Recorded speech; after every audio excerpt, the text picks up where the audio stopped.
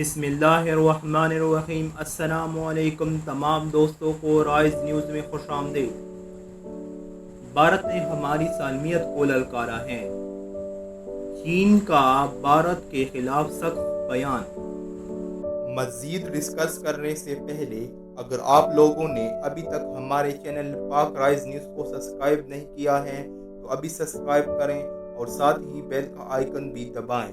اس کے علاوہ اس ویڈیو کو زیادہ سے زیادہ لائک کریں اور نیچے کامنٹ سیکشن میں اپنی رائے کا اظہار ضرور کیجیے۔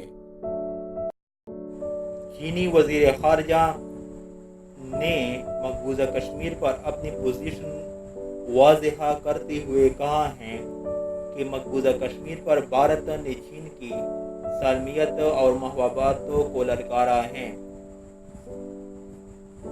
تفصیلات کے مطابق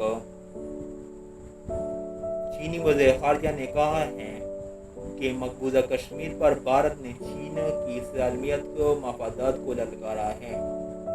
بھارت کو مسئلہ کشمیر پر اپنی پوزیشن واضح کر دی ہے۔ بھارت نے سرحدی تحفظ، امن و سلامتی کے معاہدے کی خلاف ورزی کی ہے۔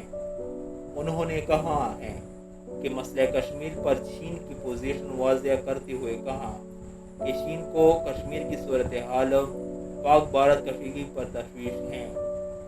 بھارتی آئین میں تبدیلی سے کشمیر کا حق خودارادیت تبدیل ہو رہا ہے۔ وانگ جی کا کہنا تھا کہ کشمیر کی حیثیت ختم کرنے سے خطے میں کشیدگی پیدا ہو گئی ہے۔ چینی صورتحال پیچیدہ بنانے والے یک طرفہ اقدام کا مخالف ہے۔ امید ہے بھارت پاکستان مسائل کا پرامن حل نکالیں گے۔ دونوں ممالک علاقائی امن و استحکام کا قیام یقینی بنائیں گے۔